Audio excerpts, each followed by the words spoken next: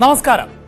ലഹരി മരുന്ന് പരിശോധനയ്ക്കെത്തിയ dance of സംഘത്തിൽ നിന്ന് രക്ഷപ്പെടാൻ നടൻ ഷൈൻ ടോം ചാക്കോ ഓടുന്ന ദൃശ്യങ്ങൾ ആണ് ഇപ്പോൾ പ്രേക്ഷകർ കണ്ടത്. കൊച്ചിയിലെ PGS വേദാന്തയിൽ നടന്ന മിന്നൽ പരിശോധനയ്ക്ക് ഇടെ ആയിരുന്നു സിനിമയെ വെല്ലുന്ന സാഹസിക രംഗങ്ങൾ അരങ്ങേറിയത്. സിനിമാ സെറ്റിൽ ലഹരി ഉപയോഗിച്ച് മോശമായി പെരുമാറി എന്ന് നടി വിൻസി അലോഷ്യസ് പറഞ്ഞ നടനും ഷൈൻ ടോം ചാക്കോ തന്നെയാണ് എന്ന് വ്യക്തമായിട്ടുണ്ട്. ഈ വാർത്തകളുടെ വിശദാംശങ്ങളിലേക്കാണ് സ്പോട്ട് ലൈവ് ആദ്യം കടക്കുന്നത്. ഇന്നലെ രാത്രിയിൽ ആണ് കൊച്ചിയിലെ ഹോട്ടലിൽ ലഹരി ഉപയോഗം നടക്കുന്നുവെന്ന വിവരത്തെ തുടർന്ന് ഡാൻസ് ഓഫ് സംഘം പരിശോധനയ്ക്ക് എത്തിയത്. 3-ാം നിലയിലെ മുറിയുടെ ജനാല വഴിയാണ് ഷൈൻ ടോം ചാക്കോ രക്ഷപ്പെട്ടത്. അതേസമയം നടനെതിരെ വിൻസി അലോഷ്യസ് ഫിലിം ചേംബറിനും ICCക്കും പരാതി നൽകിയിട്ടുണ്ട്. ലൈംഗിക ചുവയോടെ ഷൈൻ സംസാരിച്ചുവെന്നും സെറ്റിലെ ലഹരി ഉപയോഗം പലർക്കും അറിയാമായിരുന്നുവെന്നും ഈ പരാതിയിൽ പറയുന്നുണ്ട്. ഷൈൻ ടോം ചാക്കോയ്ക്ക് എതിരായ പരാതിയിൽ പിന്നോട്ടില്ല എന്നും എന്നാൽ പോലീസിലോ എക്സൈസിലോ പരാതി നൽകില്ല എന്നുമാണ് വിൻസി ന്യൂസ് 18നോട് പറഞ്ഞത്. പരാതി നമ്മൾ കൊടുത്തു എൻ്റെ എല്ലാ സംഘടനകൾക്കും. എങ്കിൽ മാത്രമാണ് അവർക്കൊരു സ്ട്രോങ് നടപടി എടുക്കാൻ പറ്റുള്ളൂ. 2 കാര്യങ്ങളാണ് എൻ്റെ മൈൻഡിലുള്ളത്. ഒന്ന്, ഇയാളെ വെച്ചെടുക്കുന്ന കുറേ സിനിമകൾ ഇനിയും ഉണ്ടാവും. പകുതിക്ക് വെച്ച് നിൽക്കുന്ന സിനിമകളും റിലീസിന് ഒരുങ്ങിയിട്ടുള്ള സിനിമകളും ഉണ്ടാകും. ആ സിനിമയെ ബാധിക്കരുതല്ലോ. ഒരാൾ കാരണം ആ സിനിമയെ ബാധിക്കുന്നത് ന്യായമല്ല എന്ന് എനിക്ക് തോന്നി. എൻ്റെ ഒരു പരാതിയുടെ പുറത്ത് ആ സിനിമയെ എല്ലാം ബാധിക്കുന്നത് എന്നെ സംബന്ധിച്ചിടത്തോളം ഒരു അവരോട് ചെയ്യുന്ന ഒരു അനീതിയായിട്ടാണ് എനിക്ക് തോന്നുന്നത്. അതൊന്ന്. രണ്ടാമത്, ഇപ്പം എത്ര ഇത് ഉപയോഗിക്കുമെന്ന് എത്ര ആളുകളിലോട്ട് അറിയാമെങ്കിൽ പോയി ഞാനായിട്ടത് പറഞ്ഞിട്ടുണ്ടെങ്കിൽ എനിക്ക് പിന്നീട് അദ്ദേഹത്തിനൊരു മാറ്റം വന്ന് തിരിച്ച് സിനിമയിൽ കയറേണ്ട സമയത്ത് ആളുകൾ ഇങ്ങനെ മുദ്ര കുത്തുമ്പോൾ എനിക്കുള്ളൊരു അങ്ങനത്തെ കുറച്ച്, അല്ലെങ്കിൽ ആ ഒരു തൊഴിൽ നിഷേധിക്കപ്പെടും എന്നുള്ള എൻ്റെ ഒരു കുറച്ച് പേഴ്സണൽ തോട്ട്സ് ഉണ്ട്, ഐഡിയോളജീസ് ഉണ്ട്. അതുമായി ബന്ധപ്പെട്ട് നോക്കുമ്പോഴും ഇദ്ദേഹത്തിന്റെ പേര് പറയണ്ട എന്നുള്ളൊരു ഈ ജൂനിയർ ആർട്ടിസ്റ്റുകൾക്കടക്കം അങ്ങനത്തെ ഇത്തരത്തിലുള്ള ഒരു അനുഭവം ഉണ്ടായിട്ടുണ്ട്. ഉണ്ട്. ജൂനിയർ ആർട്ടിസ്റ്റ് എന്ന് ഞാൻ അദ്ദേഹത്തെ വിളിക്കുന്നില്ല. She's also an artist. അപ്പോൾ ആ ആർട്ടിസ്റ്റും ഈ പറഞ്ഞ പോലെ വളരെ വിഷമിച്ചിട്ടാണ് പോയത്. എന്നുവെച്ചാൽ ദിസ് വെർബൽ ഹറാസ്മെന്റ് ഉണ്ട്, സെക്ഷലി ഉള്ളൊരു അങ്ങനത്തെ ഒരു പ്രവണതയുണ്ടായിരുന്നു. It's very bad. വിൻസിയുടെ ഭാഗത്തുനിന്നുള്ള ഇന്നത്തുള്ള ഒരു നീക്കം എന്ന് പറയുന്നത്, ഇപ്പം സംഘടനകളെല്ലാവരും ഇടപെട്ടിട്ടുണ്ട്. IC-യിലൂടെ ഇതിന്റെ മോണിറ്ററിംഗ് നടന്നുകൊണ്ടിരിക്കുകയാണ്. അമ്മ സംഘടനയിൽ ഞാൻ പറഞ്ഞ പോലെ ആ ഒരു ടീം, അഡ്ഹോക് കമ്മിറ്റി എല്ലാവരും ബന്ധപ്പെട്ടിരുന്നു. തീർച്ചയായും വിൻസിയുടെ പരാതിയിൽ ഇടപെട്ട താരസംഘടനയായ അമ്മ പരാതി അന്വേഷിക്കാൻ 3-അംഗ സമിതിയെ നിയോഗിച്ചിട്ടുണ്ട്. അതേസമയം ഷൈൻ ടോം ചാക്കോയുടെ പേര് പുറത്തുവിട്ടതിൽ ഫിലിം ചേംബറിനെതിരെ വിൻസി രംഗത്ത് വരികയും ചെയ്തു. ഡാനി പോൾ ആണ് വാർത്തയുടെ വിശദാംശങ്ങളുമായി ചേരുന്നത്. ഡാനി, ഷൈൻ ടോം ചാക്കോയുമായി ബന്ധപ്പെട്ട് വിവിധ വിഷയങ്ങളാണ് നമുക്ക് സ്പോട്ട് ലൈവിൽ വിശദമാക്കേണ്ടത്. അതിൽ ആദ്യത്തേത് ഈ ഡാൻസ് ഓഫിന്റെ പരിശോധന തന്നെയാണല്ലോ. അങ്ങനെ ഒരു പരിശോധന നടക്കുന്ന സമയത്ത് അവിടെ നിന്ന് ഓടി രക്ഷപ്പെടുന്ന സാഹചര്യം ഉണ്ടാകുന്നു. അത് ഷൈൻ ടോം ചാക്കോ ഓടി രക്ഷപ്പെട്ടു എന്ന് തന്നെ ഈ അന്വേഷണത്തെയും ബാധിക്കുന്ന ഒന്നാണ്. കാരണം ഇനിയുള്ള മണിക്കൂറുകൾ വളരെ പ്രധാനപ്പെട്ടതാണ്. ഈ ലഹരി ഒരു വ്യക്തി ഉപയോഗിച്ചാൽ മണിക്കൂറുകൾക്കകം പരിശോധന നടത്തിയിട്ടേ കാര്യമുള്ളൂ. ഒരു അന്വേഷണ സംഘത്തെ സംബന്ധിച്ചിടത്തോളം അത് സ്ഥിരീകരിച്ചെടുക്കാൻ ഇപ്പോഴും ഷൈന് വേണ്ടിയുള്ള അന്വേഷണം തുടരുന്നുണ്ടോ? എന്താണ് വിവരങ്ങൾ? അഭിലാഷ, കേസിൽ ഷൈന് വേണ്ടിയുള്ള അന്വേഷണം തുടരുകയാണ്. അയാൾക്ക് വേണ്ടി ഇവിടെ പരിശോധന നടത്തി. അത് കൊച്ചിയിലെ ഫ്ളാറ്റിലും ഒപ്പം തന്നെ തൃശ്ശൂരിലെ അദ്ദേഹത്തിൻ്റെ വസതിയിലും എല്ലാം തന്നെ പരിശോധന നടത്തി. പക്ഷേ അതിനെക്കുറിച്ച് കൂടുതൽ വിവരങ്ങളില്ല. ഇന്നലെ ഹോട്ടൽ വേദാന്തയിൽ പരിശോധന നടത്തുമ്പോൾ അവിടെ നിന്ന് ചാടി ഓടി രക്ഷപ്പെട്ട ഷൈൻ പുറത്തു വന്നതിന് ശേഷം അവിടെ പെട്ടെന്ന് കിട്ടിയ ഒരു ബൈക്കിൽ കയറി രക്ഷപ്പെട്ടു എന്നാണ് പോലീസ് ഉദ്യോഗസ്ഥരിൽ നിന്ന് അറിയാനായിട്ട് സാധിക്കുന്നത്. ഇതിൽ വേദാന്തയിൽ പോലീസ് എത്തുന്നത് കഴിഞ്ഞ കുറേ നാളുകളായി ഈ ഷൈനിനെ നിരീക്ഷണത്തിലുള്ളതായിരുന്നു. കാരണം ഈ സിനിമാ താരങ്ങളുടെ ലഹരി ഉപയോഗം സംബന്ധിയായ കാര്യങ്ങളിൽ കുറെ കൂടി അന്വേഷണം നടത്തി മുന്നോട്ട് പോകാനായിരുന്നു പോലീസ് ഉൾപ്പെടെ തീരുമാനിച്ചിട്ടുള്ളത്, ചീഫ് ഉൾപ്പെടെ. ഇതിൻ്റെ ഭാഗമായിട്ട് ഷൈൻ ഉൾപ്പെടെയുള്ളവർ ചിലർ നിരീക്ഷണത്തിലായിരുന്നു. ഷൈൻ മറ്റൊരു പേരിലാണ് ഇവിടെ ഓൺലൈനായിട്ട് മുറി ബുക്ക് ചെയ്തിരുന്നത്. സ്വാഭാവികമായും അങ്ങനെ വരുമ്പോൾ ആരും തന്നെ സംശയിക്കുകയുമില്ല. ഈ പെട്ടെന്ന് ഇയാൾ മുറി ബുക്ക് ചെയ്തിട്ടുണ്ടോ എന്ന് ആരെങ്കിലും അന്വേഷിച്ചാൽ പോലും കണ്ടെത്താൻ കഴിയില്ല. പക്ഷേ കഴിഞ്ഞ കുറച്ച് നാളുകളായി ഷൈൻ നിരീക്ഷണത്തിലായതുകൊണ്ട് മാത്രമാണ് ഈ ഡാൻസർ സംഘത്തിന് ഷൈൻ ആണ് ഇവിടേക്ക് എത്തുന്നതെന്ന് അടക്കമുള്ള വിവരങ്ങൾ കിട്ടുന്നത്. കഴിഞ്ഞ കുറച്ച് നാളുകളായി ഈ പോലീസ് ഈ കേസുമായി ബന്ധപ്പെട്ടുകൊണ്ട് ഈ ലഹരി കടത്ത് കേസുമായി ബന്ധപ്പെട്ടുകൊണ്ട് ചിലരെ അറസ്റ്റ് ചെയ്തിരുന്നു. അവരിൽ നിന്ന് കിട്ടിയ വിവരങ്ങൾ കൂടി ഇവിടെ ഉപയോഗപ്പെടുത്തിയിട്ടുണ്ട്. കാരണം പോലീസിന് ലഭിച്ച വിവരങ്ങളിൽ ഈ സിനിമാ താരങ്ങളുമായുള്ള ബന്ധമുള്ള ചില ലഹരി കച്ചവടക്കാരുണ്ട്, സ്ഥിരമായി അവരെ വിളിക്കുന്നവരുണ്ട്, അവരുടെ സ്ഥിരം ഇടപാടുകാരുണ്ട്. അതെല്ലാം പോലീസ് വളരെ ഇപ്പോൾ പുറത്തുവിടാതെ തന്നെ അത് സൂക്ഷിച്ചിരിക്കുകയാണ്. എങ്കിലും ഇതനുസരിച്ചുകൊണ്ട് നിരീക്ഷണത്തിലേക്ക് അടക്കം പോകുന്നുണ്ട്. അതിൽ ഒരാളാണ് ഷൈൻ ടോം ചാക്കോ. അത് പോലീസ് വളരെ കൃത്യമായി ഇവിടേക്ക് എത്തുന്ന വിവരം മനസ്സിലാക്കിക്കൊണ്ട് തന്നെയാണ് മുന്നോട്ട് നീങ്ങിയത്. പക്ഷേ പോലീസ് എത്തുന്നു എന്ന വിവരങ്ങൾ ഇയാൾ തിരിച്ചറിഞ്ഞതോടുകൂടി അവിടെ നിന്ന് രക്ഷപ്പെടുകയാണ്.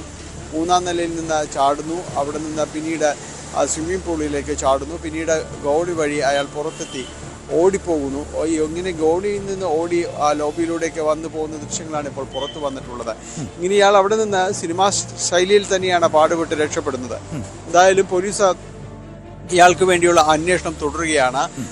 എത്രയും പെട്ടെന്ന് ഇയാളിലേക്ക് എത്താൻ കഴിയുമെന്നാണ് പോലീസ് പ്രതീക്ഷിക്കുന്നത്. പക്ഷെ അപ്പോഴുമുള്ള ഒരു പ്രശ്നം, ഇതിൽ ലഹരി ഉപയോഗം കണ്ടെത്തിയാൽ മാത്രമാണ് ഈ പരിശോധന കൊണ്ട് എന്തെങ്കിലും അർത്ഥമുണ്ടാകുക, അല്ലെങ്കിൽ ഇങ്ങനെ ഷൈൻ ടോം ചാക്കോയുടെ പുറകെ അന്വേഷിച്ച് ചെന്നിട്ട് കൊണ്ട് എന്തെങ്കിലും കാര്യമുണ്ടാകണമെങ്കിൽ അത് ആ ഉപയോഗ സമയത്ത് തന്നെ പിടികൂടിയാൽ മാത്രമേ ഉള്ളൂ. പക്ഷെ ഇപ്പോൾ സമയം കഴിയുന്നു എന്നതാണ്. ഇനിയിപ്പോൾ ആ പോലീസിനെ ഏതെങ്കിലും സാംശയങ്ങളുടെ പേരിൽ വിളിച്ചു വരുത്തുകയോ മറ്റ് നടപടികൾ ആവശ്യപ്പെടുകയോ മാത്രമേ ചെയ്യാനായിട്ട് സാധിക്കൂ. അവിടെ അതായത് ഒരു സംശയം കൂടി ഉണ്ടാകുന്നത്, ഇങ്ങനെ നടന്ന ഒരു പരിശോധന, ആ പരിശോധനാ സമയത്ത് സാധാരണ നിലയിൽ ഇത്തരം വിവരങ്ങളൊക്കെ ചോർന്നാൽ നേരത്തെ തന്നെ അവിടെ നിന്ന് മുങ്ങണമെങ്കിൽ അതിനുള്ള അവസരമൊക്കെ ലഭിക്കാം. എങ്കിൽ പോലും ഈ പോലീസ് പറയുന്നതിൽ അത് പൂർണ്ണമായും നമുക്ക് ഉൾക്കൊള്ളാൻ സാധിക്കുന്നുണ്ടോ? ഈ 3-ാമത്തെ നിലയിൽ നിന്ന് എടുത്തു ചാടുമ്പോൾ 2-ാമത്തെ നിലയിലെ ഷീറ്റുകൾക്ക് കേടുപാട് സംഭവിച്ചിട്ടുണ്ട്. പിന്നീട് ഈ സിനിമയിൽ കാണുന്നത് പോലെ ഒരു ബൈക്കൊക്കെ ചുമ്മാ അങ്ങ് സ്റ്റാർട്ട് ചെയ്ത് പോകണമെങ്കിൽ അത് സിനിമയായിരിക്കണം. അല്ല എങ്കിൽ കൃത്യമായി അവിടെ ഒരു ബൈക്ക് രക്ഷപ്പെടാനുള്ള അവസരത്തിന് ഉണ്ടാകണം, അത് സ്റ്റാർട്ട് ചെയ്ത് പോകാൻ പറ്റുന്ന തരത്തിൽ ആ ബൈക്ക് ഓണായിരിക്കണം. അങ്ങനെയൊക്കെ ഉണ്ടല്ലോ. ഏതെങ്കിലും തരത്തിൽ ഇങ്ങനെ ഒരു പരിശോധനാ വിവരം ചോരുകയോ അല്ലെങ്കിൽ പോലീസ് അതിലേക്ക് അടുക്കുന്നതിന് തൊട്ടു മുമ്പെങ്കിലും രക്ഷപ്പെടാനുള്ള മറ്റു വഴികൾ ലഭിക്കുകയോ ചെയ്തു എന്ന് സംശയം സ്വാഭാവികമായും തോന്നില്ലേ ഡാനി?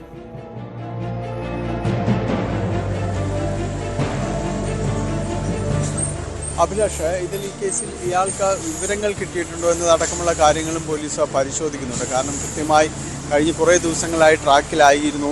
ആ വിവരങ്ങളിലേക്ക് എത്താൻ വേണ്ടിയുള്ള, ഇയാളിലേക്ക് എത്താൻ വേണ്ടിയുള്ള ചില ശ്രമങ്ങൾ നടത്തുന്നുണ്ടായിരുന്നു. ഏതെങ്കിലും രീതിയിൽ വിവരം പുറത്തു പോയിട്ടുണ്ടോ എന്നതടക്കമുള്ള കാര്യങ്ങളും പോലീസ് പരിശോധിക്കുന്നുണ്ട്. മറ്റൊന്ന്, ഇതിന് പുറത്തേക്ക് എത്തുമ്പോൾ ഇയാൾക്ക് കിട്ടിയ ബൈക്കിൽ എങ്ങനെ രക്ഷപ്പെടാൻ കഴിഞ്ഞു എന്ന് പറയുന്നത് നമുക്ക് മനസ്സിലാകുന്നതനുസരിച്ച് റോഡിലേക്ക് എത്തിയ ശേഷം കിട്ടിയ ബൈക്കിൽ കയറി രക്ഷപ്പെടുകയായിരുന്നു എന്നത്. ഒരുപക്ഷെ ഒരു ബൈക്ക് യാത്രികനായിരിക്കാം. പോലീസ് കൂടുതൽ വിവരങ്ങൾ ഇക്കാര്യത്തിൽ പറഞ്ഞിട്ടില്ല. അദ്ദേഹത്തിന് ബൈക്കിന് പിറകിൽ കയറി രക്ഷപ്പെടുകയായിരിക്കാമെന്ന് തന്നെയാണ് മനസ്സിലാക്കാൻ സാധിക്കുന്നത്. അതുകൊണ്ട് തന്നെ കൂടുതൽ വിവരങ്ങൾ ലഭിക്കാനുള്ള സാധ്യതയുമുണ്ട്. പോലീസ് ഇതുമായി ബന്ധപ്പെട്ടുകൊണ്ട് കൂടുതൽ അന്വേഷണം നടത്തി വരികയുമാണ്. എന്നിരുന്നാലും ഈ കേസിൽ ഇപ്പോൾ വിൻസി അലോഷ്യസ് പറഞ്ഞിരിക്കുന്ന കാര്യങ്ങളെ ചുറ്റിയായിരിക്കും പോലീസ് മുന്നോട്ട് പോവുക. ഇതിൽ ലഹരി കേസിൽ ഒരുപക്ഷെ എത്രത്തോളം പോലീസിന് മുന്നോട്ട് പോകാൻ കഴിയുമെന്നതൊരു സംശയമുണ്ട്. പക്ഷേ വിൻസി അലോഷ്യസിൻ്റെ മൊഴിയിൽ ഈ സ്ത്രീത്വത്തെ അപമാനിക്കുന്നത് അടക്കമുള്ള കാര്യങ്ങൾ പറഞ്ഞിട്ടുണ്ട്. ലഹരി ഉപയോഗത്തെക്കുറിച്ച് സെറ്റിൽ അറിയാവുന്നവരുണ്ടായിരുന്നു എന്നതടക്കമുള്ള കാര്യങ്ങൾ വ്യക്തമാക്കിയിട്ടുണ്ട്. അപ്പോൾ പിന്നെയുള്ളത് ഇവരുടെ പോലീസിൽ പരാതി വിൻസി നൽകില്ല എന്ന് പറഞ്ഞിട്ടുണ്ടെങ്കിൽ കൂടിയും അവർ പരാതി നൽകിയ സിനിമാ സംഘടനകൾക്ക് വേണമെങ്കിൽ ആ പരാതി പോലീസിന് കൈമാറാവുന്നതാണ്. അങ്ങനെയെങ്കിൽ വീണ്ടും പോലീസിലെ ഈ കേസിലേക്ക് കടന്നു വരാം. അവർക്ക് ഈ പഴയ അനുഭവങ്ങളിൽ അതിന്റെ നിർമ്മാതാക്കളെയും മറ്റും വിളിച്ചു വരുത്തുകയും ആ സെറ്റിൽ ഉണ്ടായിരുന്നവർക്ക് എത്രമാത്രം ഇയാളിൽ നിന്ന് മോശം അനുഭവം ഉണ്ടായിട്ടുണ്ടോ എന്നത് പരിശോധിക്കാം. മറ്റൊന്ന്, ഈ സെറ്റിൽ വെച്ച ലഹരി ഉപയോഗം ആരെങ്കിലും ശ്രദ്ധയിൽപ്പെട്ടിരുന്നോ എന്നതടക്കമുള്ള കാര്യങ്ങൾ പരിശോധിക്കാം. അപ്പോഴുമുള്ളൊരു പ്രശ്നം, കഴിഞ്ഞ ഒക്ടോബറിലാണ് ഈ സിനിമയുടെ ഷൂട്ടിംഗ് അടക്കമുള്ള കാര്യങ്ങളെല്ലാം തന്നെ നടന്നത്. പിന്നീടാണ് ഈ പരാതിയും കാര്യങ്ങളുമെല്ലാം വരികയും ചെയ്യുന്നത്.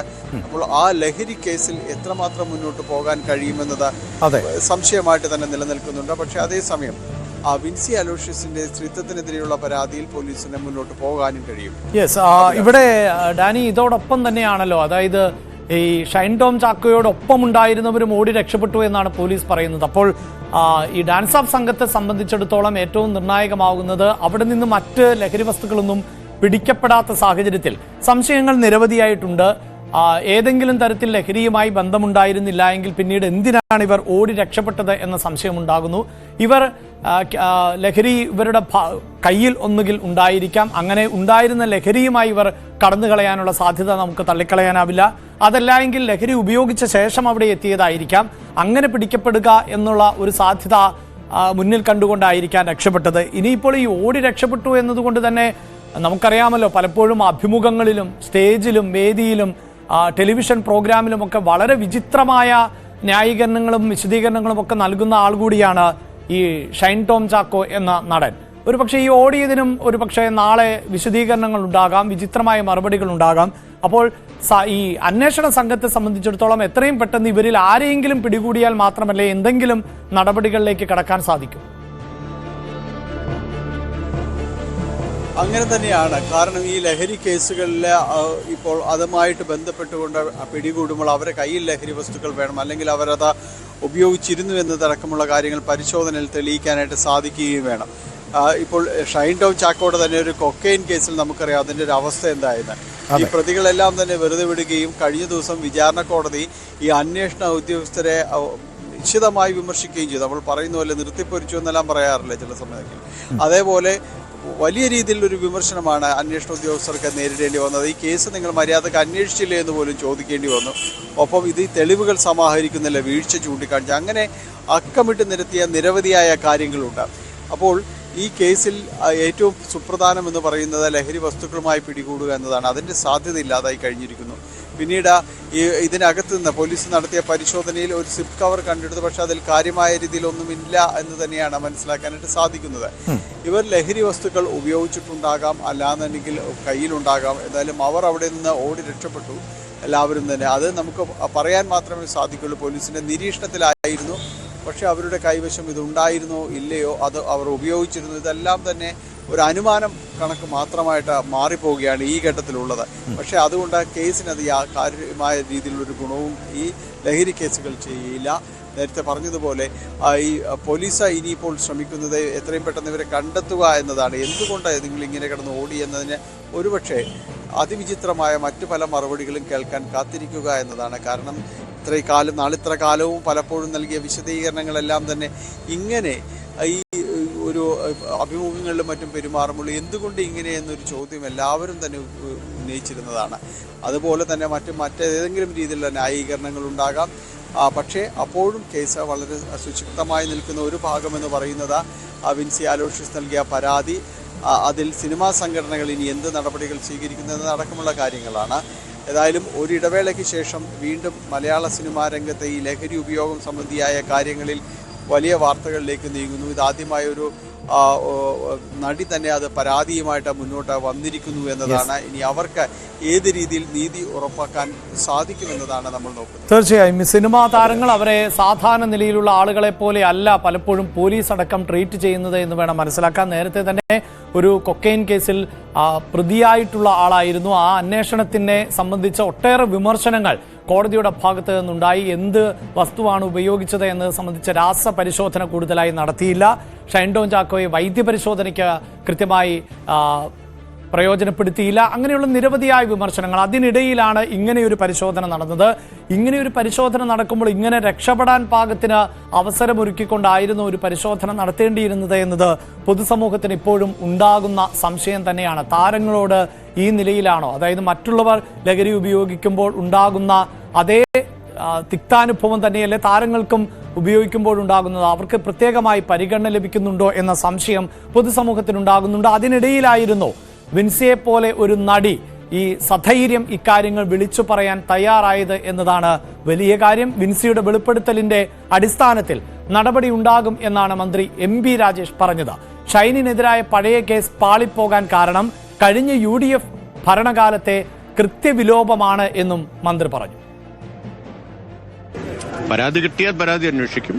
പക്ഷേ വെളിപ്പെടുത്തലുകളും വിവരങ്ങളുടെ അടിസ്ഥാനത്തിൽ സാധ്യമായിട്ടുള്ള അന്വേഷണം നടത്തുകയും ചെയ്യും. കാരണം ഇത് സംബന്ധിച്ച് വരുന്ന ഒരു വെളിപ്പെടുത്തലും ഒരു ഇൻഫർമേഷനും ലഘുവായിട്ടല്ല എക്സൈസ് എടുക്കുന്നത്, വളരെ ഗൗരവത്തോടെയാണ്. ആ കേസിന്റെ കാര്യം നിയമസഭയിൽ വ്യക്തമാക്കിയതാണ്.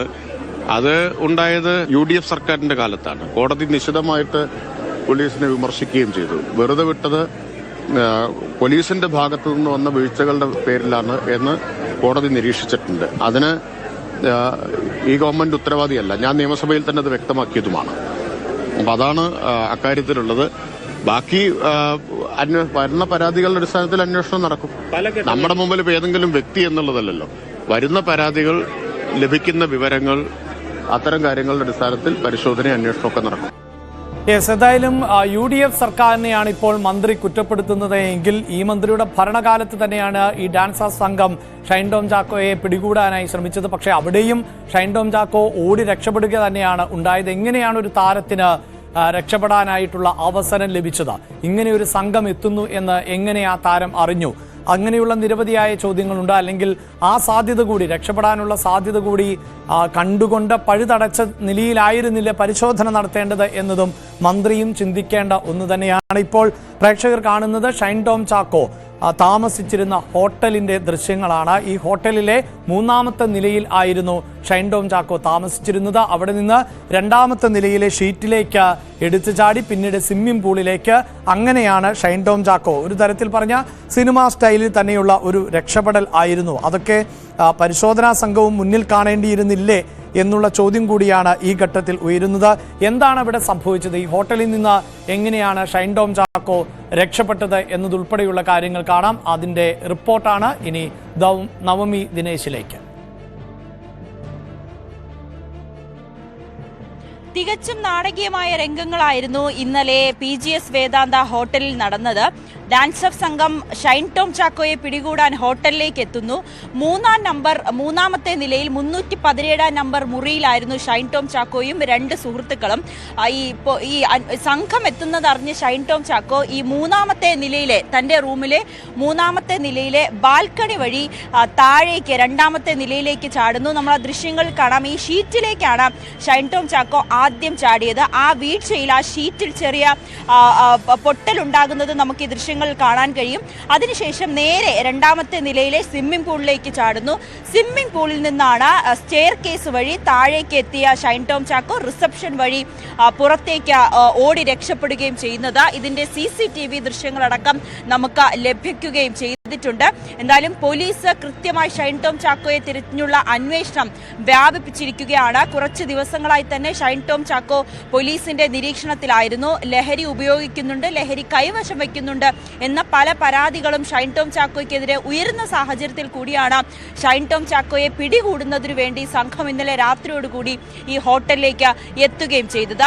2 കാര്യങ്ങളാണ് പോലീസ് പറയുന്നത്. ഒന്നുകിൽ ഷൈൻ ടോം ചാക്കോ ഇന്നലെ രാത്രി ലഹരി ഉപയോഗിച്ചിരുന്നു, അല്ല എന്നുണ്ടെങ്കിൽ ഷൈൻ ടോം ചാക്കോയുടെ കയ്യിൽ ലഹരി ഉണ്ടായിരുന്നു. ഈ 2 സാധ്യതയാണ് പോലീസ് പറയുന്നത്. ഇതുകൊണ്ട് തന്നെയായിരിക്കണം സംഘത്തെ കണ്ടതോടുകൂടി ഷൈൻ ടോം ചാക്കോ ഓടി രക്ഷപ്പെട്ടത് എന്നൊരു നിഗമനത്തിലാണ് അന്വേഷണ സംഘം എത്തി നിൽക്കുന്നത്. എന്തായാലും വിശദമായി ഷൈൻ ടോം ചാക്കോയെ പിടികൂടി ചോദ്യം ചെയ്ത് അടക്കമുള്ള കാര്യങ്ങളിലേക്ക് കടക്കാനാണ് പോലീസിന്റെ തീരുമാനം. എന്തായാലും വിൻസി അലോഷ്യസിന്റെ പരാതി കൂടി ലഭ്യമായ സ്ഥിതിക്ക് ഇനി പോലീസ് ആ പരാതി കൂടി ലഭിച്ചാൽ സമഗ്രമായിട്ടുള്ള ഒരു അന്വേഷണത്തിലേക്കായിരിക്കും കടക്കുക. ക്യാമറാമാൻ മനോജിനോടൊപ്പം നവമി ദിനേശ്, News 18 കൊച്ചി.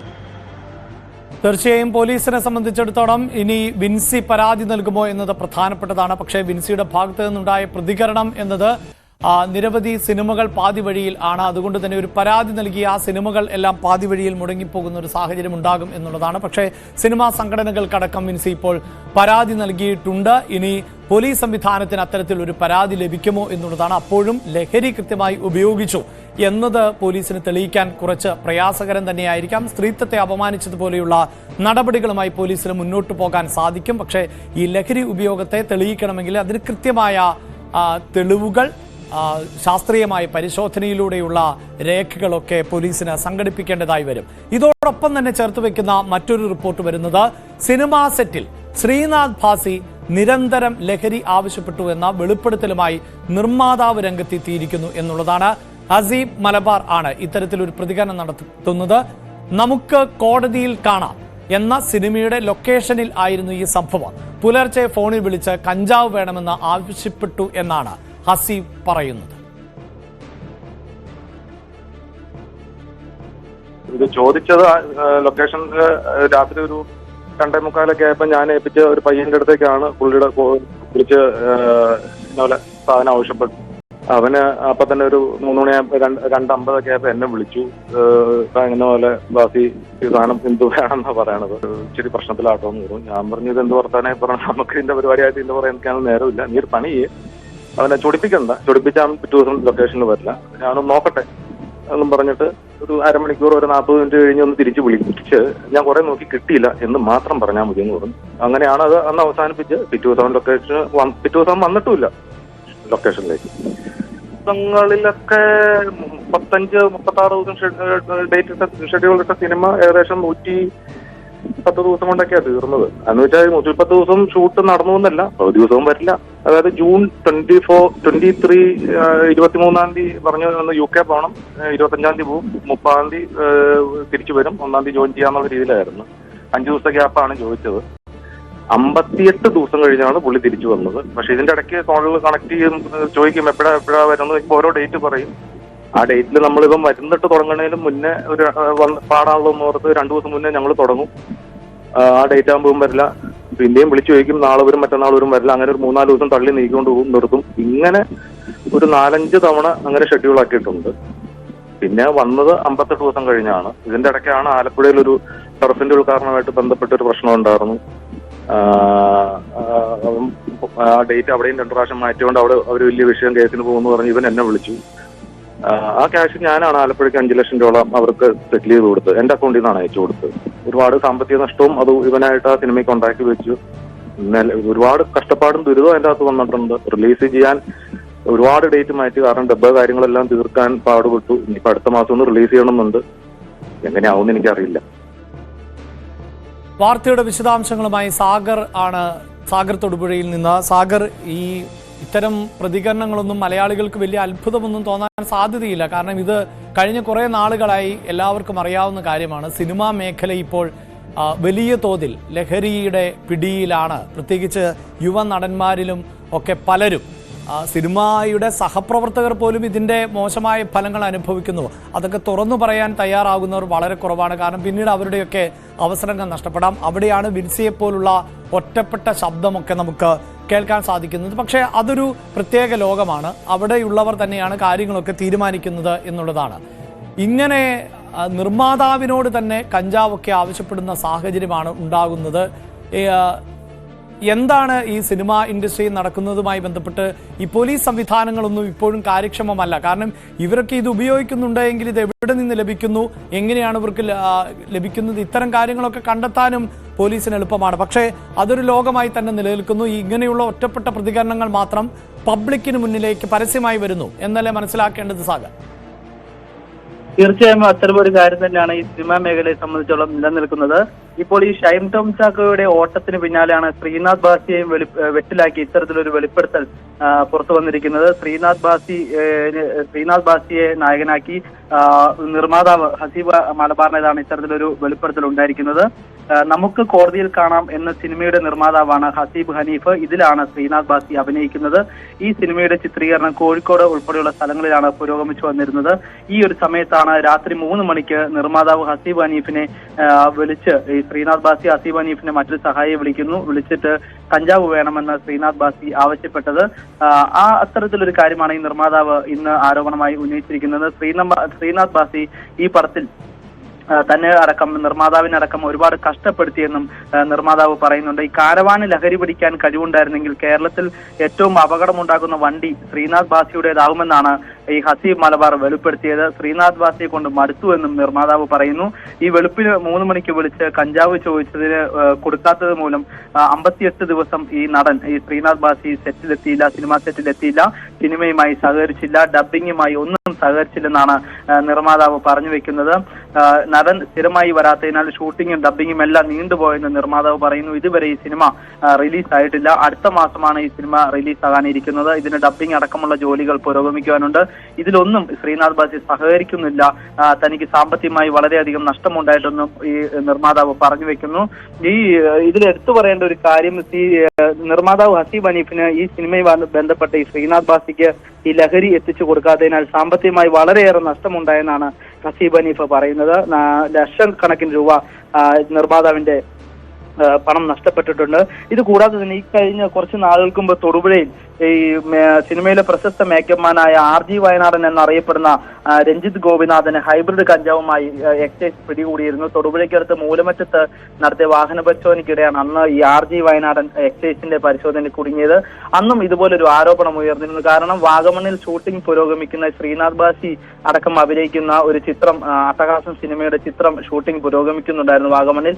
ആ സെറ്റിലേക്ക് പോകുന്ന വഴിയാണ് ഈ മേക്കപ്പ് മാൻ RG വയനാടനെ അന്ന് എക്സൈസുകാർ പിടികൂടിയത്. അതിൽ ശ്രീനാഥ് ബാസിക്ക് വേണ്ടി കൊണ്ടുപോയ കഞ്ചാവാണ് ഇതെന്നാണ് അന്ന് ഒരു ആരോപണം ഉയർന്നിരുന്നത്. എന്നാൽ ഇക്കാര്യങ്ങളൊന്നും തെളിയിക്കാൻ അന്ന് എക്സൈസിന് കഴിഞ്ഞിരുന്നില്ല. ഈ അടുത്ത കാലത്ത് തന്നെ അതുപോലെ തന്നെ ഇടുക്കിയിൽ നോക്കുകയാണെങ്കിൽ സിനിമാ താരം മറ്റൊരു പരീക്കുട്ടി എന്നൊരു സിനിമാ താരത്തെ പോലീസ് പിടികൂടിയിരുന്നു. ഈ കണക്കിന് ഹൈബ്രിഡ് കഞ്ചാവ് അടക്കം സിനിമാ മേഖലയിൽ വ്യാപകമായി ഉപയോഗിക്കുന്നു എന്നതിന് തെളിവാണ് ഈ അടുത്ത കാലത്ത് പിടികൂടിയിട്ടുള്ള ഈ സിനിമാ യുവതാരങ്ങളടക്കം ഇല്ലെങ്കിൽ മേക്കപ്പ്മാൻ അടക്കം പിടികൂടിയിരിക്കുന്ന കാര്യങ്ങൾ തെളിയിക്കുന്നത്. ഈ ഒരു സാഹചര്യത്തിലാണ് ഇപ്പോൾ ഈ നിർമ്മാതാവ് ഹസീബ് ഹനീഫ് സോഷ്യൽ മീഡിയയിലൂടെ ഇന്ന് രാവിലെ രംഗത്തെത്തിയത്. സോഷ്യൽ മീഡിയയിലാണ് അദ്ദേഹം ആദ്യം പോസ്റ്റ് ഇട്ടത്. നമുക്ക് കോടതിയിൽ കാണാം എന്ന സിനിമയുടെ നിർമ്മാതാവാണ് ഇദ്ദേഹം. ഇതിനു മുമ്പും ഈ ഹസീബ് ഹനീഫ് മറ്റു പല സിനിമകളും നിർമ്മാണം ചെയ്തിട്ടുണ്ട്. എന്നാൽ ആ സിനിമകളിലൊന്നും ഉണ്ടാവാത്ത ഒരു ദുരനുഭവമാണ് തനിക്ക് ശ്രീനാഥ് ബാസിയെ അടക്കം അഭിനയിപ്പിക്കുന്ന ഈ നമുക്ക് കോടതിയിൽ കാണാം എന്ന സിനിമയിൽ സെറ്റിൽ നിന്ന് ഉണ്ടായതെന്നാണ് ഹസീബ് ഹനീഫ് പറയുന്നത്. എന്നാൽ ഈ കാര്യത്തെ കുറിച്ചൊന്നും താൻ ഒരിടത്തും പരാതി പറഞ്ഞിട്ടില്ല. പരാതി പറഞ്ഞാൽ നടപടി ഉണ്ടാകില്ല എന്ന് മാത്രമല്ല സിനിമാ മേഖലയിൽ ഒറ്റപ്പെടും എന്നൊരു കാരണം കൊണ്ടാണ് ഇദ്ദേഹം പരാതി നൽകാത്തതെന്നും പറഞ്ഞു വെക്കുന്നു അഭിലാഷ്. റൈറ്റ്. എന്തായാലും തൊടുപുഴയും ഇടുക്കി ജില്ലയിലെ മറ്റു പല പ്രദേശങ്ങളിലുമൊക്കെ ഇപ്പോൾ സിനിമാക്കാരുടെ ഇഷ്ട ലൊക്കേഷനുകൾ ആണ്, ഭാഗ്യ ലൊക്കേഷൻ എന്നൊക്കെയാണ് മേഖലയിൽ പ്രവർത്തിക്കുന്ന പലരും പറയുന്നത്. ആ മേഖലയടക്കമാണ് ഇത്തരം ലഹരിയുടെ ഉപയോഗങ്ങൾ പ്രതികൂലമായി ബാധിക്കുക എന്നത് തന്നെയാണ്. ഒറ്റപ്പെട്ടു പോകുമെന്ന് കരുതി പലരും ഇപ്പോഴും സിനിമാ മേഖലയിൽ നിശബ്ദരായി ഇരിക്കുന്ന സാഹചര്യം കൂടിയാണുള്ളത്. തീർച്ചയായും ഇത്തരം വിവരങ്ങൾ പുറത്തു വരുമ്പോൾ ഭരണകൂടം തന്നെയാണ് കൂടുതൽ ക്രിയാത്മകമായി ഈ മേഖലയിൽ ഇടപെടേണ്ടത്. ഇനി നമ്മൾ മറ്റൊരു വളരെ പ്രധാനപ്പെട്ട വാർത്തയിലേക്ക് പോകുന്നു. വഖഫ് ഭേദഗതി നിയമത്തിനെതിരെ ഉന്നയിച്ച ചോദ്യങ്ങളിൽ കേന്ദ്രത്തിന് മറുപടി നൽകാൻ സമയം അനുവദിച്ച് സുപ്രീം കോടതി. 7 ദിവസത്തെ സമയം അനുവദിച്ചുകൊണ്ടാണ് ഇടക്കാല ഉത്തരവ്. മനു ഭരത്താണ് ചേരുന്നത്. മനു, ഇന്നലെ കോടതി ഇപ്പോൾ തന്നെ ഉത്തരവിറക്കും. പല വകുപ്പുകളും മതസ്വാതന്ത്ര്യത്തിനുമേലുള്ള കടന്നുകയറ്റം എന്നൊക്കെ നിരീക്ഷിച്ചതാണ്. പക്ഷെ കോടതി ഇപ്പോൾ തൽസ്ഥിതി തുടരാൻ പറയുന്നു. എന്താണ് അതിന്റെ കാരണം? അഭിലാഷ്, ഇതിൽ കഴിഞ്ഞ ദിവസം തന്നെ കോടതിയുടെ ഒരു നിലപാട് ഏറെക്കുറെ വ്യക്തമായിരുന്നു. വഖഫ് സ്വത്തുക്കളായി കോടതി അംഗീകരിച്ചിട്ടുള്ള സ്വത്തുവകകളിൽ ഒരു മാറ്റം ഇപ്പോൾ അനുവദിക്കാനാകില്ല എന്ന നിലപാടാണ് കോടതി വ്യക്തമാക്കുന്നത്. ആ സ്വത്തുക്കളിൽ തൽസ്ഥിതി തുടരുക. കോടതി വഖഫ് ബൈ യൂസറായോ അല്ലെങ്കിൽ വഖഫ് ബൈ ഡീഡായോ വഖഫായി പ്രഖ്യാപിച്ചിട്ടുള്ള സ്വത്തുവകകളിൽ ആ തൽസ്ഥിതി തുടരുക എന്ന നിലപാടാണ് വ്യക്തമാക്കിയിരിക്കുന്നത്.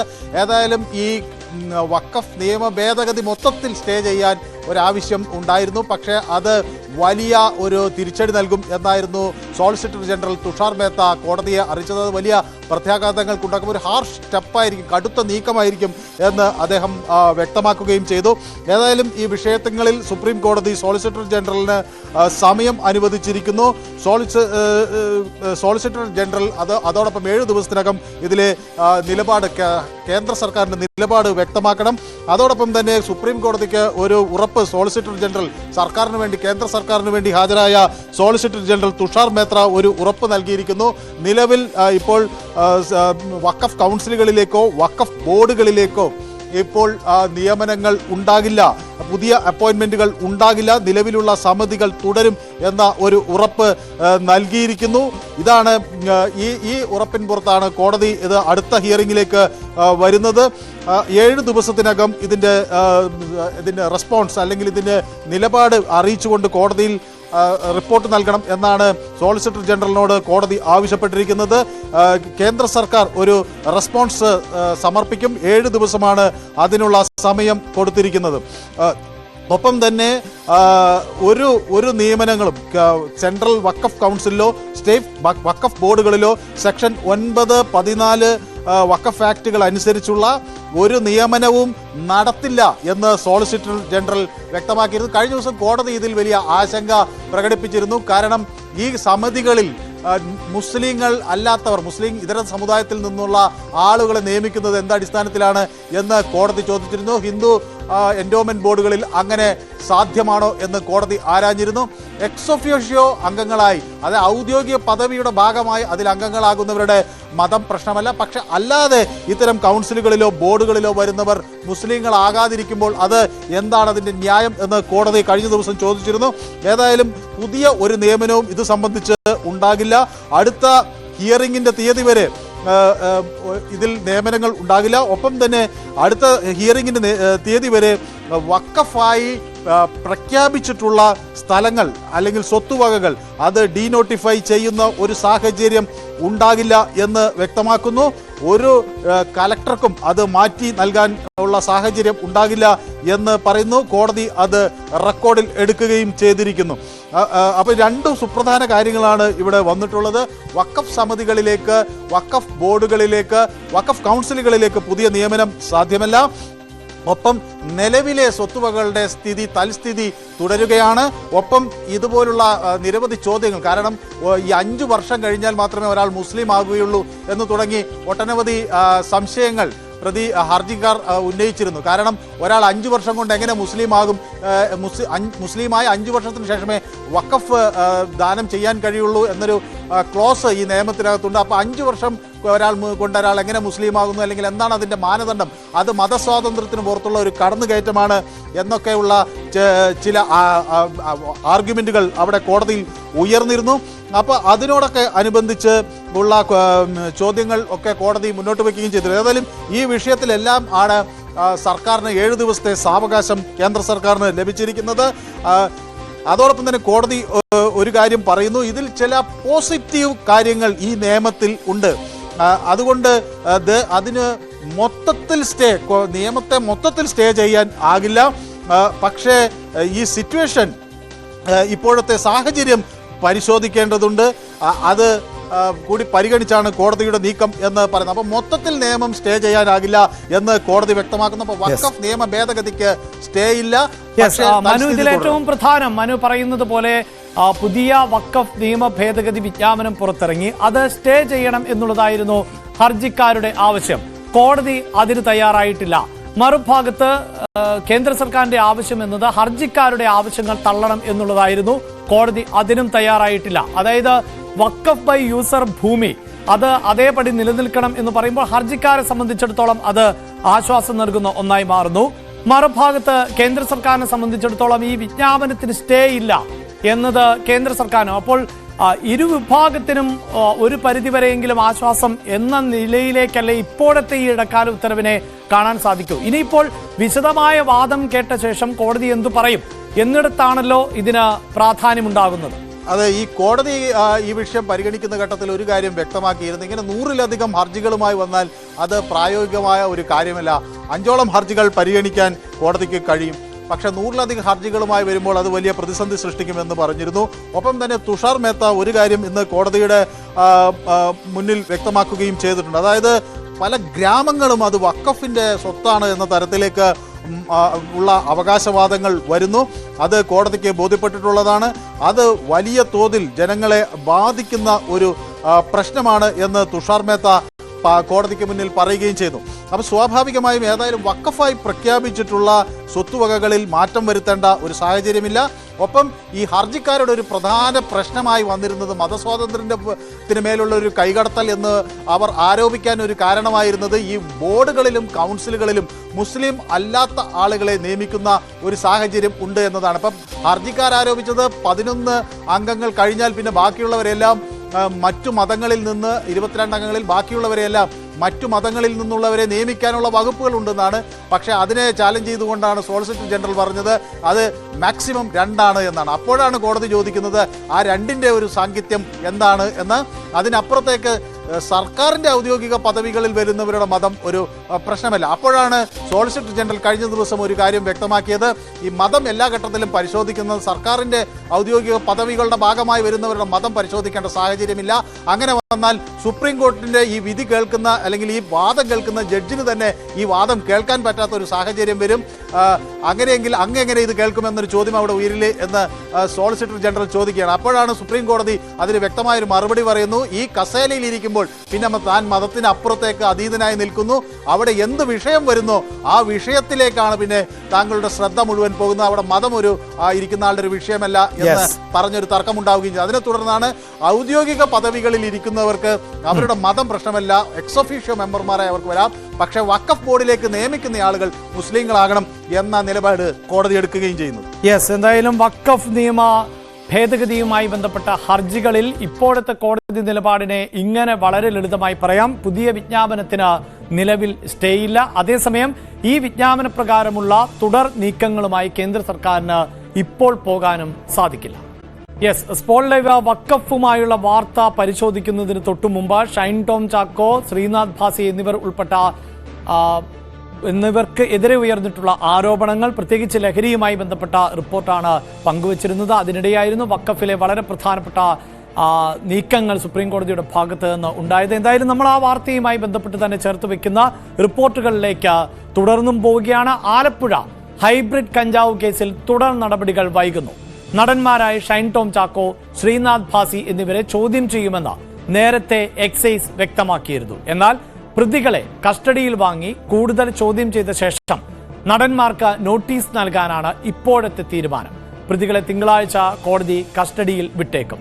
ശരണ്യ സ്നേഹജൻ ചേരുന്നുണ്ട്. ശരണ്യ, ഇതെല്ലാം ചേർത്ത് വെക്കേണ്ട വാർത്തകൾ തന്നെയാണ്. പ്രത്യേകിച്ച് ഈ ലഹരി വിഷയങ്ങളിൽ പിടിയിലാവുന്നവർ പറയുന്നു അവർ സിനിമാ സെറ്റുകളിൽ നടന്മാർക്കൊക്കെയാണ് വിതരണം ചെയ്യാറുള്ളത് എന്ന്. പക്ഷേ ഇതൊക്കെ അവരിൽ നിന്ന് ലഭിക്കുന്ന മൊഴികളോ പ്രതികരണങ്ങളോ ഒക്കെയാണ്. അതിന് ശാസ്ത്രീയമായി അതെവിടെ നൽകി, ആർക്ക് നൽകി, എപ്പോൾ നൽകി, ഇതിനൊക്കെ തെളിവ് ശേഖരിക്കേണ്ടതുണ്ട്. അതുകൊണ്ട് മാത്രമല്ല ഇവരൊക്കെ താരങ്ങളാണ്. വലിയ ബുദ്ധിമുട്ടാണ് ഉണ്ടാക്കുക. ഈ താരങ്ങളെയൊക്കെ വിളിക്കുമ്പോൾ അവരെയൊക്കെ പിന്തുണയ്ക്കാനും ഒക്കെ സമൂഹത്തിൽ നിന്നുള്ള നിരവധിയായ ആളുകൾ ഇപ്പോഴും ഉണ്ടാകും. എന്താണ് പോലീസിന്റെ തുടർ നീക്കം?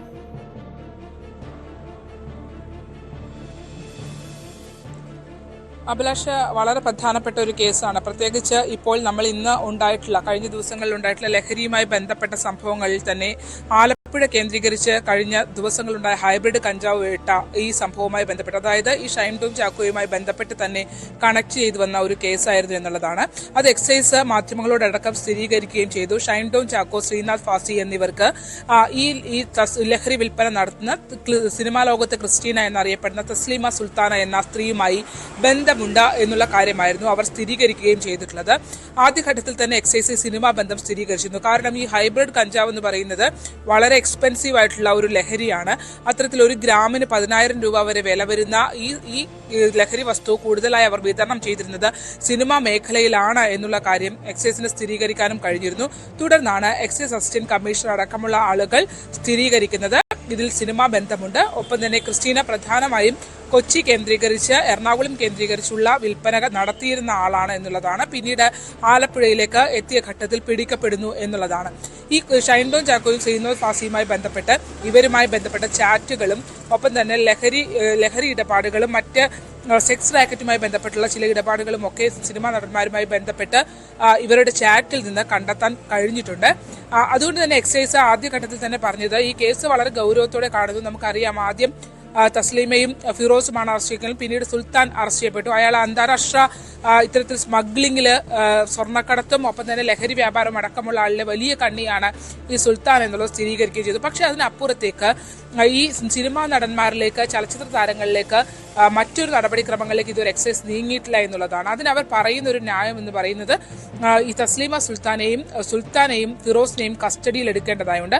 കസ്റ്റഡിയിൽ കിട്ടിയതിന് ശേഷം ആണ് അവരെ കൂടുതൽ ചോദ്യം ചെയ്തതിനു ശേഷമേ ആ കേസിനകത്ത് ഇവർക്ക് നോട്ടീസ് നൽകുകയുള്ളൂ എന്നുള്ള കാര്യം. നോട്ടീസ് നൽകുമെന്നുള്ള കാര്യം ഇപ്പോഴും ഉറപ്പിച്ച് പറയുന്നുണ്ട്. പക്ഷേ ഈ കസ്റ്റഡി അപേക്ഷയിലേക്ക് കസ്റ്റഡിയിലേക്ക് കിട്ടിയതിനു ശേഷം മാത്രമേ അതിലേക്ക് കടക്കാൻ കഴിയൂ എന്നുള്ളതാണ് ഇവർ വ്യക്തമാക്കുന്നത്. അതുകൊണ്ട് തന്നെ തിങ്കളാഴ്ചത്തേക്ക് ഇപ്പോൾ എക്സൈസ് കസ്റ്റഡി അപേക്ഷ മൂവ് ചെയ്തിരുന്നു. തുടർന്ന് അവർക്ക് തിങ്കളാഴ്ചയോടുകൂടി ഈ പ്രതികളെ അവർക്ക് കസ്റ്റഡിയിൽ കിട്ടും. അതിനുശേഷം ആ ചോദ്യം ചെയ്യലിന് ശേഷം ഉടൻ ഷൈനെയും ഒപ്പം തന്നെ ശ്രീനാഥ് ഭാസിയെയും ആലപ്പുഴ എക്സൈസ് ഓഫീസർ ഓഫീസിലെത്തി ചോദ്യം ചെയ്യലിന് ഹാജരാകുന്നതിന് വേണ്ടിയുള്ള നടപടി ഉണ്ടാകും എന്നും അതിനുള്ള നോട്ടീസ് കൈമാറും എന്നുള്ളതാണ് വ്യക്തമാക്കിയിരിക്കുന്നത്. നമുക്കറിയാം ഈ സംഭവങ്ങൾ നടക്കുന്നതിനിടയിൽ ചോദ്യം ചെയ്യലിന്റെ നോട്ടീസ് പോലും കിട്ടുന്നതിന് മുമ്പ് ശ്രീനാഥ് ഭാസി ഈ കേസിനകത്ത് ജാമ്യം ആവശ്യപ്പെട്ടുകൊണ്ട് ഹൈക്കോടതിയെ സമീപിച്ചിരുന്നു മുൻകൂർ ജാമ്യത്തിനായി. പിന്നീട് ആ ഹർജി പിൻവലിക്കുകയും ഒക്കെ ചെയ്തിട്ടുണ്ടായിരുന്നു. അതുകൊണ്ട് തന്നെ ഇവര് ഈ ചലച്ചിത്ര താരങ്ങൾ ഇത് ഭയക്കുന്നുണ്ട് എന്നുള്ള കാര്യത്തിനകത്ത് യാതൊരു തർക്കവുമില്ല. കാരണം ഒരു നോട്ടീസ് പോലും കൈപ്പറ്റുന്നതിന് മുമ്പാണ് മുൻകൂർ ജാമ്യത്തിനായി ശ്രീനാഥ് ഭാസി ഹൈക്കോടതിയെ സമീപിച്ചിട്ടുള്ളത് എന്നുള്ളതാണ്. തീർച്ചയായും ചലച്ചിത്ര മേഖലയുമായി ബന്ധപ്പെട്ട് ഈ ക്രിസ്റ്റീനയ്ക്കും ഉൾപ്പെടെ, അതായത് അവരെ ക്രിസ്റ്റീന എന്നാണ് സിനിമാ മേഖലയിൽ അറിയപ്പെടുന്നത്, തസ്ലീമ സുൽത്താൻ ഉൾപ്പെടെയുള്ള ആളുകൾക്ക് കൃത്യമായി അവിടെ ഒരു വിതരണമുണ്ട്, ആ സെറ്റുകളിൽ വിതരണമുണ്ട് എന്നുള്ളത് വ്യക്തമായിരുന്നു. നമുക്കറിയാം ഇപ്പോൾ വിൻസിയുടെ കേസുമായി ബന്ധപ്പെട്ട് ഉൾപ്പെടെ നടന്മാർക്കെതിരെ ആരോപണം വരുന്നു. ലഹരി ഉപയോഗിച്ചതുമായി ബന്ധപ്പെട്ട് ചലച്ചിത്ര നടിയായ വിൻസി അടക്കമുള്ള ആളുകൾ രംഗത്ത് വന്നു. സെറ്റിൽ വളരെ മോശമായി പെരുമാറി എന്നുള്ളത് ഉൾപ്പെടെയുള്ള കാര്യം വന്നു. ഇന്നലെ ഷൈൻ്റെ ഹോട്ടലിൽ നിന്ന് ഓടിയിറങ്ങുന്ന ദൃശ്യങ്ങൾ ഉൾപ്പെടെ പുറത്തുവന്നു. അവിടെയൊക്കെയും കണക്റ്റായി നിൽക്കുന്നത് ഈ ചലച്ചിത്ര താരങ്ങൾ തന്നെയാണ് എന്നുള്ളതാണ് അതിന്റെ ശ്രദ്ധേയമായ കാര്യം. ആലപ്പുഴയിലെ 2 കോടിയുടെ ഹൈബ്രിഡ് കഞ്ചാവ് കേസുമായി ബന്ധപ്പെട്ടും ഷൈൻ ടോം ചാക്കോയുടെ പേര് കണക്റ്റഡ് ആയിരുന്നു. അത് എക്സൈസ് മാധ്യമങ്ങളോട് സ്ഥിരീകരിക്കുകയും ചെയ്തിരുന്നു.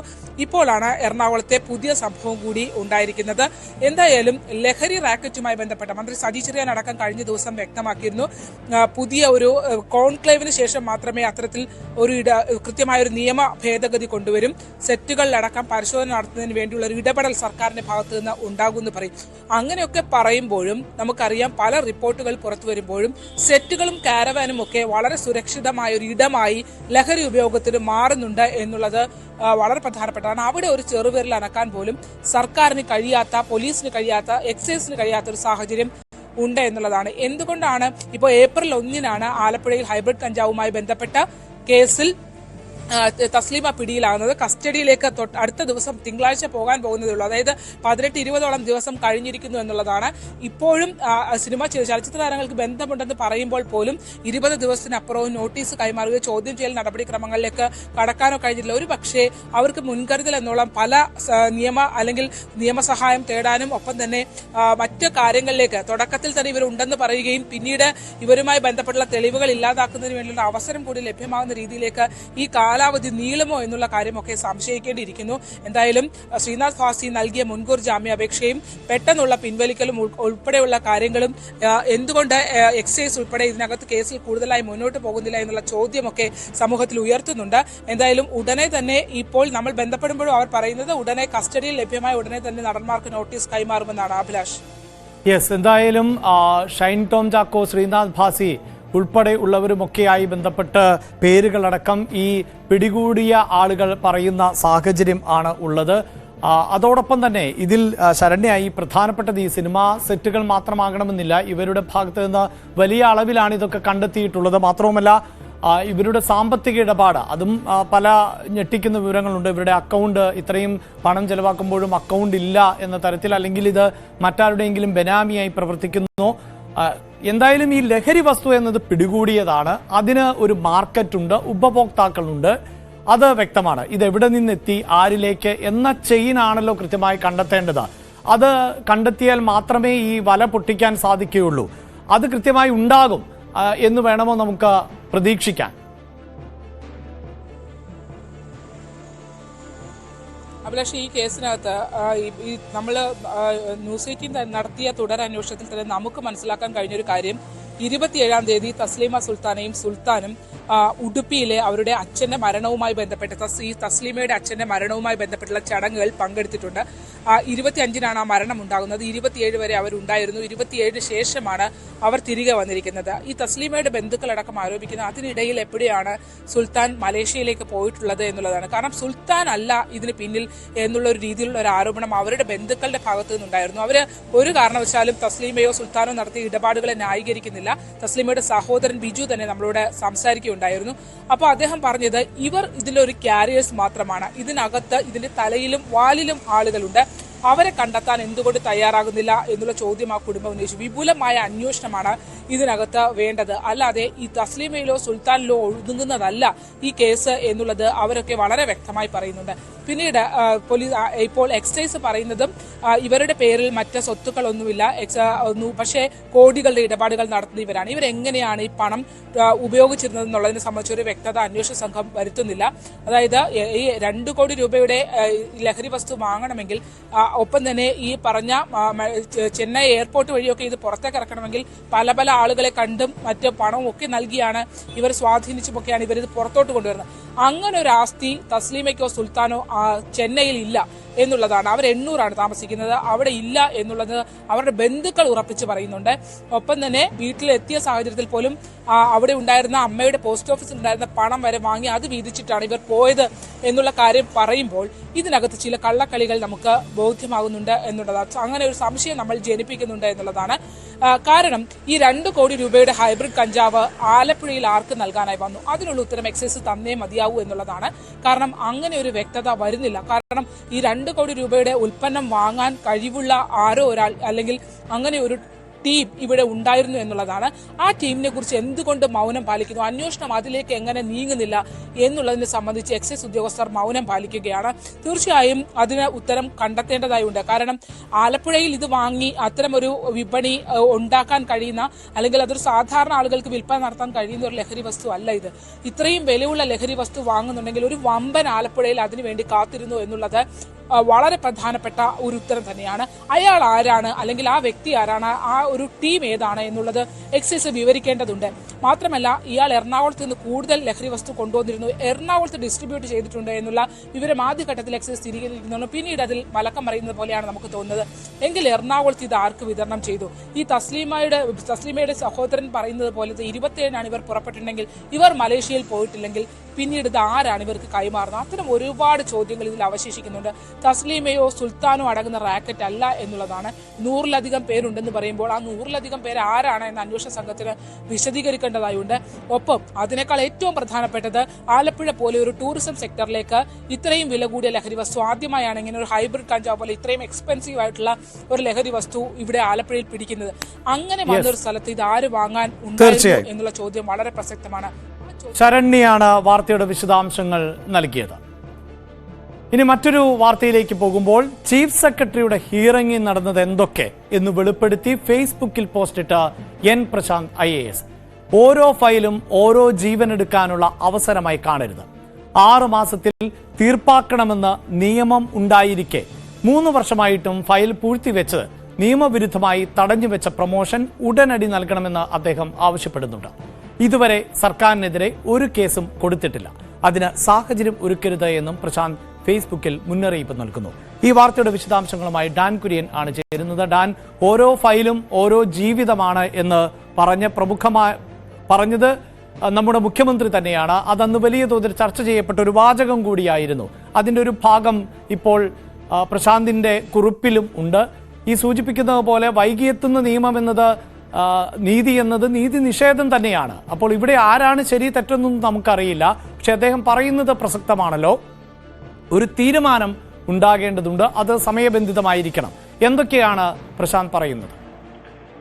അഭിലാഷ്, ഇന്നലെയായിരുന്നു സംസ്ഥാനത്തിന്റെ ചീഫ് സെക്രട്ടറി ശാരദാ മുരളീധരന് മുൻപിലെത്തി അവരുടെ ചേംബറിൽ ഈ ഹിയറിംഗ് നടപടികൾ നടന്നത്. അതിനുശേഷം എൻ പ്രശാന്ത് പുറത്ത് മാധ്യമങ്ങളെ കണ്ടിരുന്നെങ്കിലും കൂടുതൽ വിശദാംശങ്ങളൊന്നും പങ്കുവച്ചിരുന്നില്ല. തനിക്ക് പറയാനുള്ളതെല്ലാം ചീഫ് സെക്രട്ടറിയെ അറിയിച്ചിട്ടുണ്ട്, തുടർ നടപടികൾ അവരാണ് സ്വീകരിക്കേണ്ടത് എന്നായിരുന്നു പ്രശാന്തിന്റെ ആദ്യ പ്രതികരണം. പക്ഷേ അതിനുശേഷം ആവർത്തിച്ച് ഈ ഹിയറിംഗിൽ എന്താണ് ഉണ്ടായത് എന്ന ചോദ്യങ്ങൾ തുടർച്ചയായി വന്നപ്പോഴാണ് ഇതിന്റെ സാരാംശങ്ങൾ ചേർത്തുകൊണ്ട് താൻ സമൂഹ മാധ്യമത്തിൽ ഇന്നലെ ഉണ്ടായ അനുഭവങ്ങൾ പങ്കുവെക്കുന്നത് എന്ന് പറഞ്ഞാണ് അദ്ദേഹം പ്രധാനമായി ഈ ഫേസ്ബുക്ക് പോസ്റ്റിൽ ഇന്നലെ ഹിയറിംഗിനിടെ ഉണ്ടായ കാര്യങ്ങൾ വിവരിച്ചിരിക്കുന്നത്. അതിൽ എടുത്തു പറഞ്ഞിരിക്കുന്നത് 6 മാസത്തിനകം ഓരോ ഫയലും തീർപ്പാക്കുമെന്ന് പറഞ്ഞ സർക്കാർ 6 മാസത്തെ സാവകാശത്തിന് അപ്പുറം ഇപ്പോൾ 3 വർഷം കഴിഞ്ഞിട്ടും തന്റെ പ്രൊമോഷൻ ഉൾപ്പെടെയുള്ള നടപടികളുമായി ബന്ധപ്പെട്ട ഫയൽ പൂഴ്ത്തിവെച്ചിരിക്കുകയാണ്. അതിന്റെ കാരണം എന്താണെന്ന് പോലും തനിക്കറിയത്തില്ല. നിയമപരമായി മറ്റ് വഴികളിലേക്ക് താൻ പോകുന്നതിന് മുമ്പ് അതിലൊരു നടപടിയെടുക്കാൻ സർക്കാർ തയ്യാറാകണമെന്നൊരു മുന്നറിയിപ്പാണ് പറയുന്നത്. അതോടൊപ്പം ജയതിലകിനെതിരെയും മറ്റൊരു മാധ്യമ സ്ഥാപനത്തിനെതിരെയും എല്ലാം എൻ പ്രശാന്ത് കൈവശമുള്ള രേഖകൾ കൊടുത്തിട്ടുണ്ട് ചീഫ് സെക്രട്ടറിക്ക് എന്നാണ് ഈ ഫേസ്ബുക്ക് പോസ്റ്റിൽ വ്യക്തമാക്കിയിരിക്കുന്നത്. എന്തായാലും പ്രശാന്തിന്റെ ഭാഗം പൂർണ്ണമായി ചീഫ് സെക്രട്ടറി കേട്ട് കഴിഞ്ഞു. ഇനി തുടർ നടപടികളുടെ ഭാഗമായി ഈ സസ്പെൻഷന്റെ കാര്യത്തിലും അതോടൊപ്പം പ്രമോഷന്റെ കാര്യത്തിലും അടക്കം പ്രശാന്ത് മുൻവെച്ച കാര്യങ്ങളിൽ എന്തെങ്കിലും ന്യായമുണ്ടോ? അങ്ങനെയാണെങ്കിൽ ആ ന്യായം പരിഗണിച്ചുകൊണ്ട് ചീഫ് സെക്രട്ടറി സർക്കാരിനെ അത് സംബന്ധിച്ച് ആഭ്യന്തര വകുപ്പിന് ഏത് തരത്തിലായിരിക്കും അതിന്റെ വിശദാംശങ്ങൾ അറിയിക്കുക? ഏതെങ്കിലും തരത്തിലുള്ള തുടർ നടപടികൾക്ക് സാധ്യതയുണ്ടോ? പ്രശാന്തിന് ആ സസ്പെൻഷൻ പിൻവലിച്ചുകൊണ്ട് പ്രമോഷൻ തടഞ്ഞു വച്ചിരിക്കുന്ന പ്രമോഷൻ നൽകാൻ സർക്കാർ തയ്യാറാകുമോ? ഈ ചോദ്യങ്ങളൊക്കെയാണ് ഇനി ഉയർത്തി കേൾക്കുന്നത്. വാർത്തയുടെ വിശദാംശങ്ങളാണ് ഡാൻ കുര്യൻ നൽകിയത്. സ്പോൾ ലൈവ് തുടരുകയാണ്. കോട്ടയം മുത്തോലി പഞ്ചായത്ത് മുൻ പ്രസിഡന്റ് ജിസ്മോളും മക്കളും ആത്മഹത്യ ചെയ്ത സംഭവത്തിൽ ആരോപണവുമായി യുവതിയുടെ കുടുംബം. ജിസ്മോൾ ഭർതൃഗ്രഹത്തിൽ നേരിടേണ്ടി വന്നത് ക്രൂരമായ ശാരീരിക മാനസിക പീഡനങ്ങൾ എന്നാണ് പിതാവ് തോമസ് പറയുന്നത്. തലേ ദിവസം വീട്ടിൽ കാര്യമായ പ്രശ്നങ്ങൾ ഉണ്ടായിട്ടുണ്ട്. ജിസ്മോൾ ആത്മഹത്യ ചെയ്യില്ല എന്നും മരണത്തിൽ ദുരൂഹതയുണ്ട് എന്നുമാണ് പിതാവ് ആരോപിക്കുന്നത്. ഞാൻ UK വിളിച്ചവളെ, അപ്പോൾ അവൾ വിളിച്ചിട്ട് എടുത്തില്ല. വിഷുവല്ലേ എടുക്കുന്നില്ലെന്ന്. വീട്ടിൽ പല പല പ്രശ്നങ്ങൾ ഉണ്ടായിട്ടുണ്ട്. ഞാൻ ഇടയ്ക്ക് പോയി എല്ലാം ഒന്ന് പറഞ്ഞൊക്കെ ഒതുക്കുമായിരുന്നു. അവിടെ എല്ലാവരുമായിട്ട് ഇവള് കൊച്ചിവിടെ ഓഫീസിലാണ്. ഇവിടെ ഓഫീസിൽ ഒരു ദിവസം എൻ്റെ അടുത്ത് വന്നപ്പോൾ തലയിൽ ഒരു പാടുണ്ട്. ഞാൻ ചോദിച്ചത് എന്നാ പറ്റിയതാ മാനേന്ന് ചോദിച്ചു. നേരം പറഞ്ഞു ഇത് കൊണ്ടതാന്ന് പറഞ്ഞു. കഥകനിട്ട് ഇടിച്ചതാണ്. 2-3 ദിവസം കഴിഞ്ഞപ്പോൾ എന്നോട് പറഞ്ഞു, പപ്പ ചേട്ടായി എന്നെ പിടിച്ച് ഭിത്തിക്കിട്ട് ഇടിച്ചതാണ്. നീ എന്ത് ചേടി പറയാഞ്ഞ് പപ്പ അവിടെ വന്ന് വഴക്കുണ്ടാക്കുമെന്ന് ഓർത്താം. ഈ പപ്പായോട് പറഞ്ഞെന്ന് അറിഞ്ഞ് പപ്പ വിളിച്ചാൽ അത് പിന്നെ മതി, എനിക്ക് വീട്ടിൽ നിൽക്കാൻ പറ്റിയത്. അതുകൊണ്ടാണ് ഞാൻ എനിക്കൊരു കുടുംബം വേണ്ടേ. തന്നെയല്ല അവൾ വക്കീലാണ്. അവൾക്ക് അങ്ങനെ ഒരു ഇതിനോട് താല്പര്യമില്ല. ഏതറ്റം വരെ ഞാൻ നിയമപരമായിട്ട് ഉണ്ടായിട്ടുണ്ട്. ഞാൻ ചെന്ന് തീർക്കാൻ ശ്രമിച്ചിട്ടുണ്ട്. പിന്നെ ഓരോ കുടുംബങ്ങളല്ലേ എന്നോർത്ത് അങ്ങനെ ഇരിക്കുമായിരുന്നു. എനിക്കതൊന്നും ഇപ്പം പറയാനുള്ള ഭർത്താവ് മത്തിച്ച് ഒരു പ്രാവശ്യം പറഞ്ഞില്ലേ. ഇനി എപ്പോഴും വാർത്തയുടെ വിശദാംശങ്ങളുമായി ശ്രീജിത്താണ് ചേരുന്നത്. ശ്രീജിത്ത്, ആത്മഹത്യ എന്നൊരു പ്രാഥമിക നിഗമനം ഉണ്ടാകുമ്പോൾ പോലും അതിൽ ദുരൂഹതയുണ്ട്. ജിസ്മോള് വലിയ തോതിൽ പീഡനങ്ങൾ സഹിച്ചിരുന്നു ആ വീട്ടിൽ എന്ന് പൊതുവെ വിലയിരുത്തപ്പെടുന്നുണ്ട്. ബന്ധുക്കളൊക്കെ അത് ആവർത്തിക്കുന്ന സാഹചര്യം ആണുള്ളത്. ഇപ്പോൾ പിതാവും അതുതന്നെയാണല്ലോ പറയുന്നത്. എന്തൊക്കെ ആരോപണങ്ങൾ ആണ് അവർ ഉന്നയിക്കുന്നത്?